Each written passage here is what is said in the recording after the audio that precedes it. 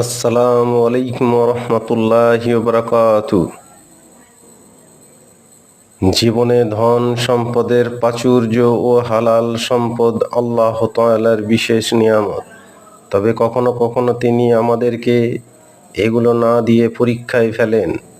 মহানবী রাসূল সাল্লাল্লাহু আলাইহি ওয়াসাল্লাম এমন পরিস্থিতিতে একটি দোয়া পড়ার প্রতি উদ্বুদ্ধ করেছেন। এই দোয়ার বরকতে মহান আল্লাহ তাআলা আমাদের অভাব অনটন দূর করে দেবেন ইনশাআল্লাহ। আমরা বেশি বেশি এই দোয়াটি পড়ব। আল্লাহুম্মা গফিনি বিহালালিকা আন হারামিকা ওয়াগনিনি বিফজলিকা আম্মান সিওয়াক। আমরা বেশি বেশি পড়ে ঋণ মুক্ত হওয়ার চেষ্টা করব ইনশাআল্লাহ। আসসালামু আলাইকুম ওয়া রাহমাতুল্লাহি